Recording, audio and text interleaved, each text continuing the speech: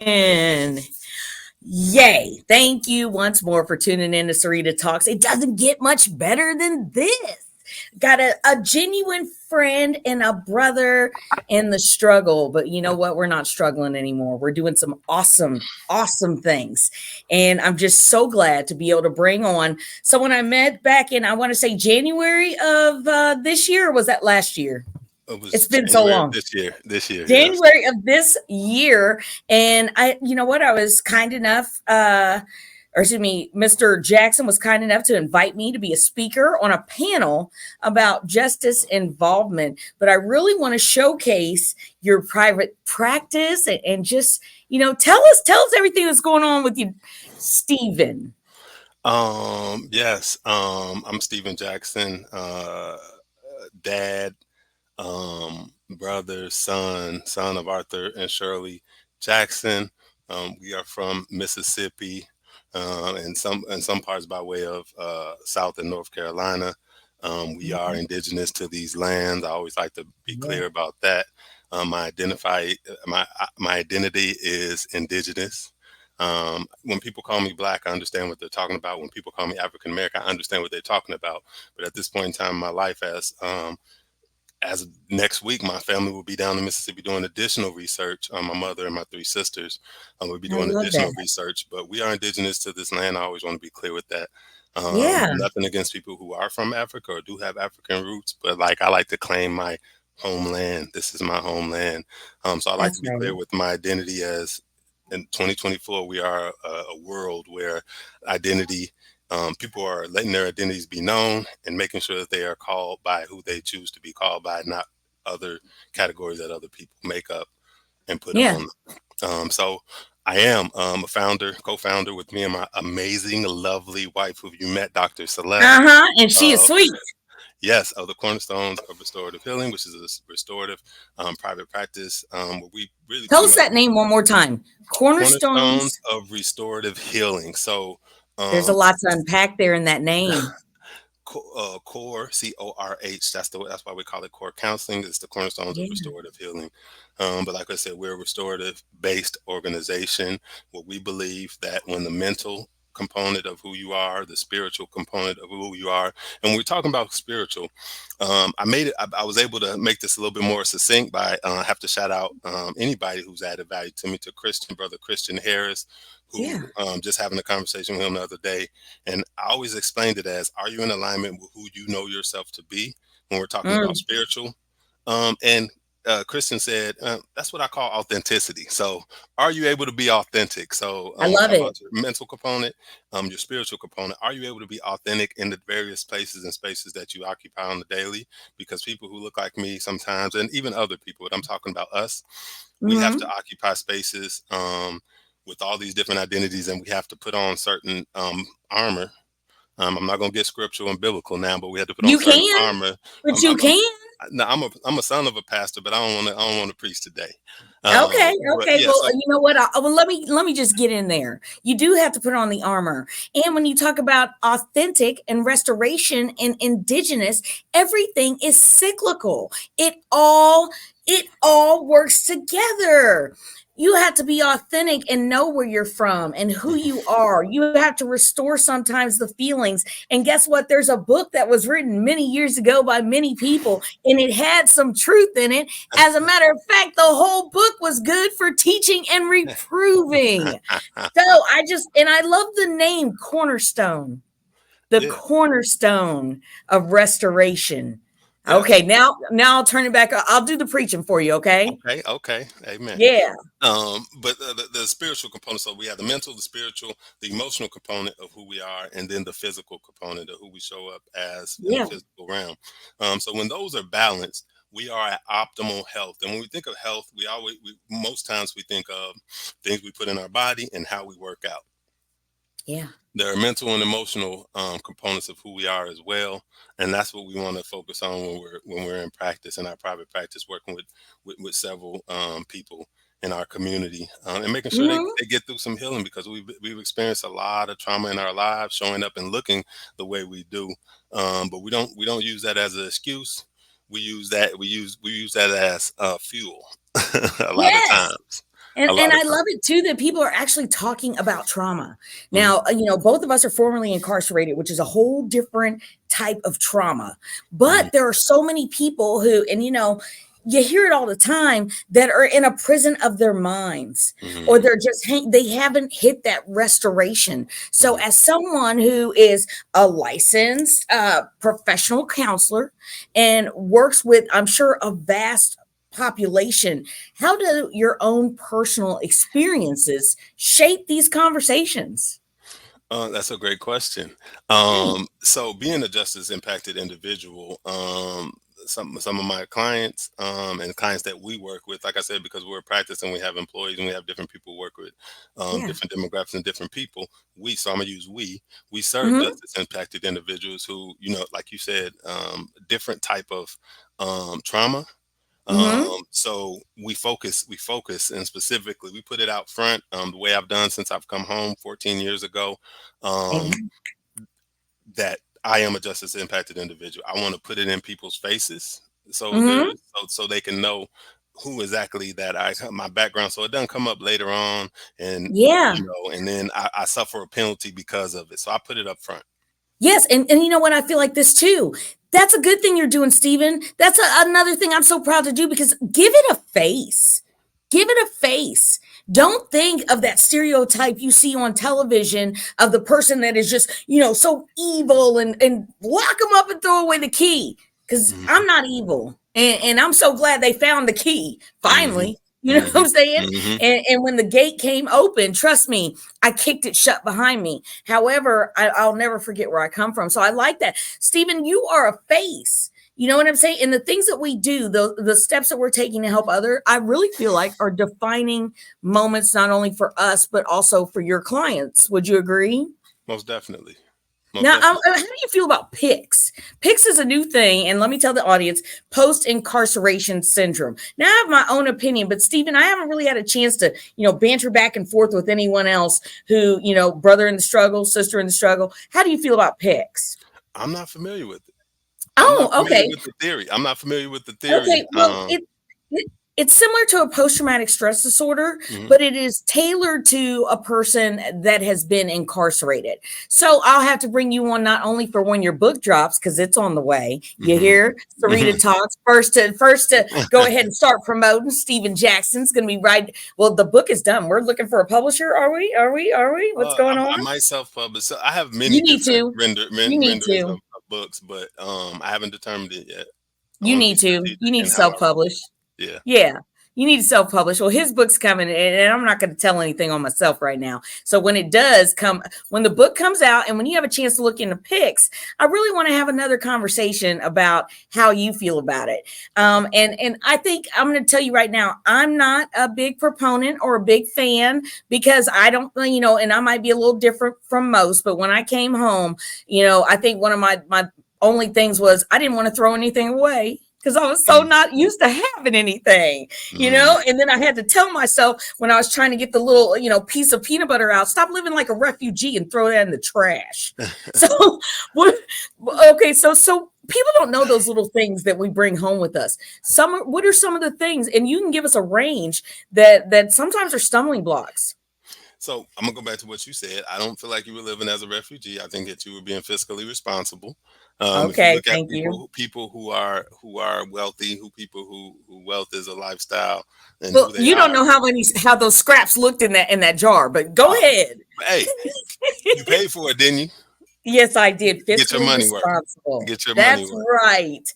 Fiscally responsible and making good money decisions, which is something we need to be taught, even if you haven't been to the penitentiary, because I know plenty of 20-year-olds and 30-year-olds who are lost. So, but we're back to that paradigm of when you get out and how you're thinking about things. Talk a little bit about it.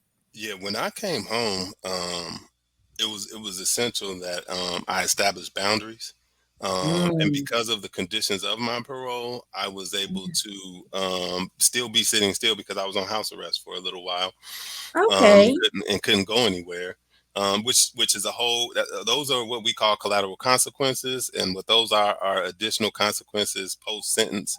I was sentenced to 25 years in prison.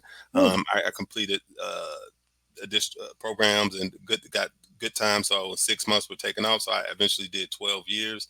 And upon my release, there were 3 additional years that I had to do under supervision Yeah. of the state of Illinois. So that's additional. That's a collateral consequence, which I think that Hmm. we have to be mindful of the additional consequences that we suffer post incarceration. There were over Yeah, 45,000 policies, rules, regulations that inhibit us from reintegrating back in society successfully, and we always have to keep that in absolutely. mind. And on house arrest, were you able to find a job, or how does I that wasn't. go? So And then you have to pay to be on that, don't you? yes. Well, Hmm. I didn't. Not at that time. I didn't. I did not have to pay. But as you stated, I was not allowed. Did not. Wasn't able to find employment, gainful employment, Hmm. post incarceration.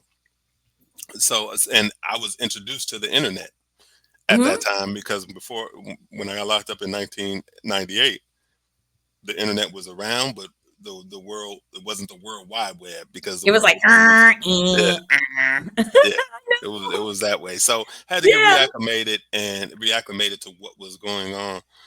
So it was a little bit of a rough transition, but I was computer literate already, as I completed certifications in computer aided drafting, electronic technology, cosmetology, and culinary arts, as Nice. well as I completed 2 associate's degrees, Hmm. because they did not have a undergraduate Bachelorette. program. Yeah, they Uh-huh. did not have a bachelor program in the institutions that I was in, and then not in a lot of the institutions in Illinois at that time. Can't speak to where it is now, but at that time in 2010, wasn't happening. So I had to get on the fast track to learn some things. But Mm-hmm. eventually, once I did get off parole, establishing boundaries. Like I said, in the dating gang, I was telling all females that I was dealing with or that had interest in me or I had interest in them. Like I said, I put it in front. I just came home. I've been going for 12 years. And one of the first Hmm. questions they ask is, what did you do? Yeah. Yeah. And then after explaining to them what I did, only one person really rejected me after I said that, of the hundreds of people that I met up on my release. But just And that reintegrating that it, person wasn't meant to be in the atmosphere. not at all, not at all. Yeah. No, but getting reintegrated was fairly tough. But one thing that I can say that attributed to my success, or if you want to call it success at this point in time, was I had a You mother and a can. father. I had a mother and a Yes. father who had a duplex in Woodlawn on the south side of Chicago, and I was able to have the whole first floor. That's And so wonderful. I had my own bathroom, my own bedroom. I had all the things that I needed, which is a barrier that some people do not have when they come Yeah. home.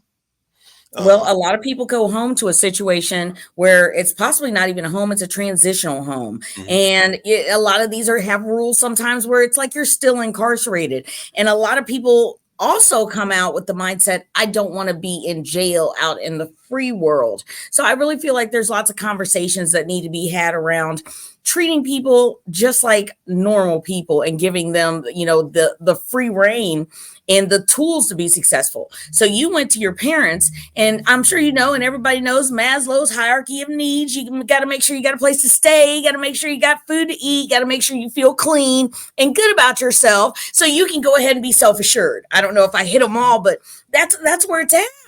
So, you know what? I also had a support system, so I can talk about how vital that is. But we need to be fostering communities where that's the norm and not mhm, the exception. And even if I'm not your direct relative, I'm going to snatch you up and make mhm, sure you have the things you need. mhm, So you're not living like a savage, but mhm.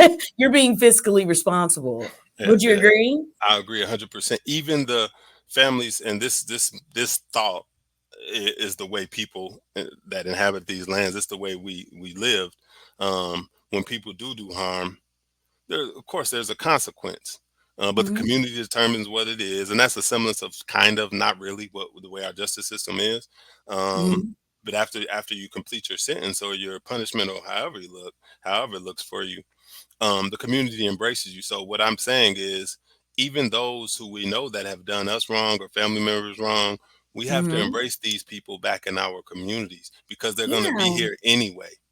They're going to be here that's anyway, whether we right. acknowledge them or not. But if we support them, they are less likely to cause harm to us. And that is restorative justice. That is restorative practices. And when we're talking about restorative Mhm. justice, it is a reactive way to handle situations when harm is caused. When we're talking about Mm. restorative practice, those are proactive things that we can think, say, and do in order to make sure that we do not cause harm to other people. So that's the way I live. That's the way Yes. that way our practice operates. Those are the practices that I've been integrating within the context of Oak Park Public Library. Shout out to Mhm. libraries across the country, Yes. which are the community hubs in our community They that really are. that offer free things. We go off the honor code. You can come in and get Wi-Fi, computer, books, Mhm. lawn chairs, barbecue grills, record players. You could come in and get anything. All you do is have to say, "I'm gonna bring it back," and they're gonna give it to you.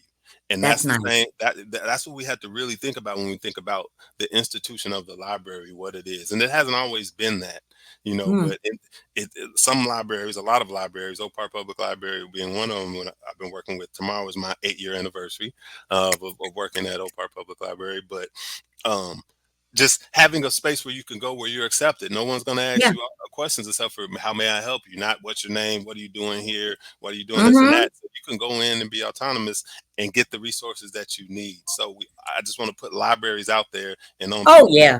meter. And I A know a lot of returning citizens who come and use the service, the free copies, the free internet, all these different resources that libraries have available to and us. a lot of libraries have lots of free classes, as I'm sure you know. And here's another thing. I remember when we did the or we had the conversations around restorative practices, it was really put out that those are relationships. So when we're and just like you said, when someone comes home, they always say it takes a village. If and it, Here's another thing: you're going to get the person that comes home and really wants to make it, and then you're going to get the other individual that just needs somebody to tell them that they can make it. And there's a few other characters in there too. But you're going to foster. You put hate out, you're going to get hate back. Hmm. You put good out, you're going to get good back. So, I mean, and I like that you realize that libraries are a hub. I remember being young and that was the spot. Like they had CDs, they had it all. But, you just told me something new. There's even a barbecue grill. Yeah, hey, so one of the programs that I implemented there at our library, Oak Park Public Library in Oak Park, Illinois, was a barbershop. So in Nice. 2016, I was hired, me and Robert Simmons, the director of public services, public safety and social services. He was the Mhm. fourth library fourth. Oak Park was the fourth library to hire a social worker in the context of a Nice. public library because it is a Yeah. public space and there's all type of different needs that show up in the space. And a week after Robert was hired, the social worker, a person overdosed and died in the bathroom at the library. And then so they got rid of Ally Barton, which you may know as nothing against Ally Barton, but we got rid of them at Oak Park Public Library, and then we bought community members. Tell me Community tell me members. what Allied Barden is because I don't Ally know. Barton is a private a security firm that Oh, so okay. they're kind of a monitor. They use a monitor and remove model. They're Um, monitoring, um, and usually with that type of methodology, you want to serve inanimate objects. You want to as yeah. you're looking at property. So Yeah. that model is okay when you're talking about property, but when you're But we talking need about someone for serving people, people. you know Yeah. what I mean? You're Mhm. looking at a whole different methodology as what you were talking about, all about the relationships. So when you come Yeah. in and you're able to garner these relationships with the different people that come in on a daily basis, you start finding out what some of their needs are. And we Yeah. identified about 8 different categories that people fell in. Some of them being senior services, food and housing insecurity, social services. Um, Hence having a social worker on site. Yes. And so, but we Nice. didn't. What we didn't do, and what I don't want people to think that we were doing, we weren't necessarily providing direct services. And when you're talking about social work, Mhm.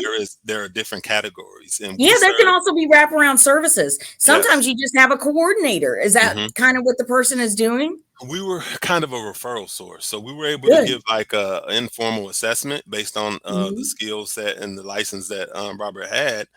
He can just sort of know where to refer, and we Yeah. have over 70 different organizations across the Chicagoland area that we can give a warm handoff. So if you come in Beautiful. and we built a relationship, we understand you have housing insecurity. Um, we can connect you to the local organization, and we can and not only so when you're talking about vulnerable populations, because that's what we're talking about, Mhm. a lot of times they get mistreated and they get Yes. taken advantage of. So what happens is people give their personal identifiable information, such as their social security number, and then organizations use that information to receive grant funding, Oh, but yeah. don't like prisons do. Yeah, they become a piece of data.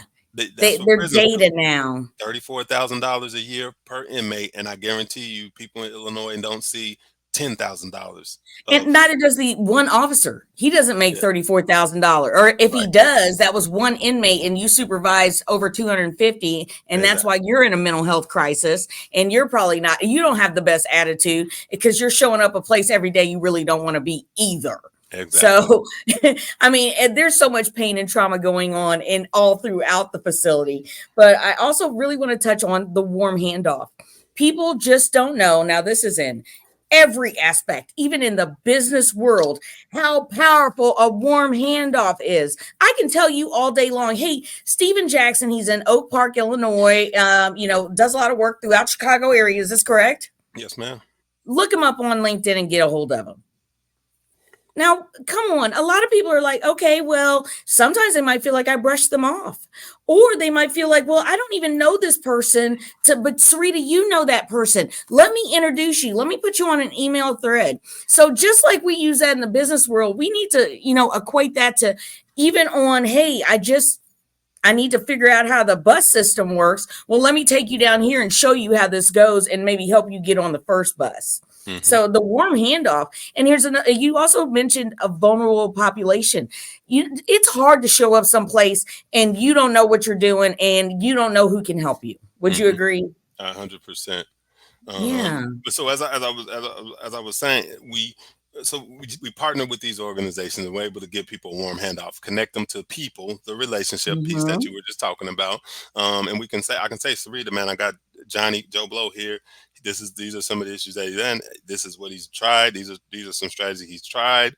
I know that you do this. Is there a way that you can assist him? Could you come over, or can I, whatever the case may be. So we were able to build relationships with a bunch of Yes. people who sometimes pose problems in the public library. But once we got the relationship with them, we were able to connect them to get housing, to get food, to get whatever they needed. And you can't mandate people to do anything. So you have to have a population of the willing, and with that, you have to build a relationship because, like I said, these vulnerable populations sometimes get taken advantage, unbeknownst to them. Mm-hmm. Unbeknownst to they don't know that they're using my social security number to get this amount of dollars. What I am seeing none Yeah. of it. So we were able to stop some of these improper practices and unethical practices that were going on within the Mm-hmm. community, and built the model. And we now share it across the country on a regular basis. I love it. There are over 50 libraries now that have social and growing population, not even counting people who have interns, and several different methodologies that people are using to serve the population in public libraries. So I love ultimately, I it. transitioned from that department, built the teen services department, which never existed before, and Nice. created that and passed that on to Latanya Jackson. Shout out to Latanya, who was the manager of Yeah. teen services at Oak Park Public Library, and then was able to step in the leadership role of director of equity and anti-racism, where we've created an anti-racism strategic plan and specifically focus on the barriers that come up for sometimes vulnerable populations and historically and traditionally and intentionally marginalized people groups who work at our local library, as well as who are patrons and community organizations who serve some of the same populations. So that is the work that I'm Yeah. doing around libraries. But like I said, with all that being said, some of the things that Mhm. I found, which brought the barbershop into the library, were Yeah. people who wanted jobs and didn't necessarily have the resources to get haircuts. And Yeah. I Which know is a the value. thing. And barbershops are a restorative space. People feel safe. Mhm. Barbershop and beauty salons. People can come Mhm. in, know that they're not going to be judged. People may have differing opinions, but people can be respectful. They can Yeah. respect because they know the barbershop is a neutral space where people can come in and share. And people are going to say some wild things sometimes, but you can do it respectfully. So we created a Right. barbershop and served the whole population. We had kids come and get their first haircut in their local library. How dope is that? And then you had Yes. the first two people that got their haircut were two ladies. Love Imagine it. that. So Yes. just I several love innovative it. and creative things we've been Uh-huh. doing. and love doing it. And building self-esteem and Yes. being the change that you know this is needed. Because here's another thing: if I'm going to look for a job and I know that I just don't feel good about myself, then I'm not going to show up as my best self. Mhm. So I just love that. And let me tell you, I've been to this library. Oak Park Library is beautiful. Tell us about your practice and how we get a hold of you. So you can get a hold of my organization at Core Counseling, CORH, counseling, COUNSLING, .com. That is our Mhm. website. You can find us on social media platforms by the same name, Core Counseling, CORH counseling. That's how you can get in contact with us. You can contact us at info@corecounseling.com if you want to Nice. email. But Yeah. there's several different ways that you could get in contact with us. But the cornerstones of restorative healing, like I said, we're serving populations of people who identify as being Black, Indigenous, people of color, whatever you want to identify, but historically intentionally marginalized people groups. That is our niche. That is who we are focusing on, and making sure Yeah. that they get the mental health needs that they need. And what prompted this was I've been married before, and I got a divorce several years ago, and it was one of the lowest points in my life, because the whole life that I created post release was gone. And so I got mental health services for the first time in my life. And I Ooh. was served by a woman who identified as a female and a white woman. And I got a lot of things done because I was willing, I was open. I had to do a lot of explaining about my culture and my reality. Mhm. And so when you have people that look like you, identify as you do, and have maybe been through or tangentially lived experiences you've been through, there you're easier and you're able to Easier. get more things done. So after Yeah. having taken advantage of these services and getting some of the things that I need, and then transition to another therapist who looked like me, but there were just so many barriers to get to those Yeah. services. I decided to go back to To make school it yourself. and be what I That now needed to you're be. that. Yeah. And I Yes. love that. I love that. And I also love that she started something, but it was time to move. You know what? There's lots of things in life where we grow. So just because somebody is helping you with one thing at one time, like mentors, I feel like this. I've had mentors throughout my life that serve different purposes. There's Mhm. counselors that are serving different purposes, but there is a community that needs a counselor. They Mhm. need Stephen Jackson. We Is your all wife need it. involved as well? My wife is the person. She is the That's person. She is the person. So me exactly. and my wife, we are both therapists, licensed therapists. So she is the Yeah. license holder in the organization. Shout And her out. Give her what's her name? How do we ma- get a hold? Say Dr. Celeste Jackson, my wife, the most beautiful person in the there world, you inside go. out. She could be reached through the same way. She's the administrator. She does all the work. CORH. Counseling.com. Yes. So man, feel free to reach out to us. Look at our website, find out a little bit more about what we do. Reach out, get a consultation call if you're looking for services. We're licensed in Illinois as well as Indiana. Mhm. And we do virtual. We have virtual, and we also have an in-person option And do for you those have who are. donations? People can donate to a You, worthy cause, you definitely can. fundraisers. You Yeah, definitely so can. when the next fundraiser's going, I'm going to get on here and shout it out. Stephen, Yeah. I'm so glad I get to see you again, talk to you, and just anything you want to close us out on, because it's all about mental health. And I like the restorative. We need to build these relationships. But close us out. Tell us what we need to know. So what you need to know is your mental health is important. We Mm. sometimes, like I said, we sometimes don't focus on that. We focus on all the things that are coming at us, and that contributes to the either our positive component of our mental health or our negative component of mental health. If you have a therapist, make sure your therapist has a therapist. Think about that. Ooh. If you don't, Yes. if your therapist is not buying what they are selling, then you probably need to get a different product or get a different person that administer the services that you need. Both me and my wife, we both have individual therapists, and we both have a couples therapist that works Oh, I with love us. it. We are not going through tumultuous times, but it's always good to maintain, because when you're talking about a relationship, to use Walter Wangerling, I think is his name, a book. As for Me and My House is the name of the book for couples. Ooh. Uh-huh. As for Me and My House is, and Walter Wangerling is, I think is the way you pronounce it.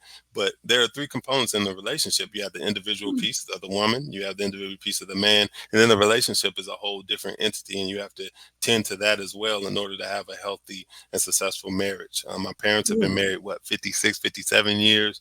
I Deep. also get wisdom from them as well. But there's several different things that you could do to nurture the relationships that you do have. Restorative practice, and always remember this: restorative practices are about the relationships, and that's the Yeah. only way that we can move forward. Just imagine if we all just, when we had an issue or we wanted to talk about something, we sat down in a circle and Mm, everyone had an opportunity to add value, or just not say anything, just to listen just soak, in that just soak. space, and for the group to work on what we all collectively need. Just imagine the way the world will look, and this is the way it Oh looked my gosh. prior to people coming here and taking advantage of and colonizing the people that were here. There weren't wars like that. There weren't the type of Mm-mm. things that we see today. People just got along. You come into my neighborhood, I'm inviting you, hey, you want to marry my daughter? What do you have for me?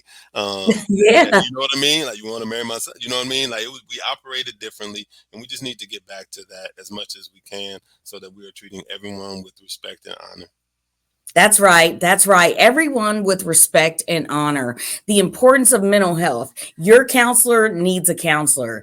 And we all need to build the relationships to help restore, be authentic. Stephen, thank you so much for coming on. Once more, Stephen is at corhcounseling.com, correct? Yes, ma'am. Oh man, well, we can't wait to have you back on again. Take care and Thank thanks you for for having coming.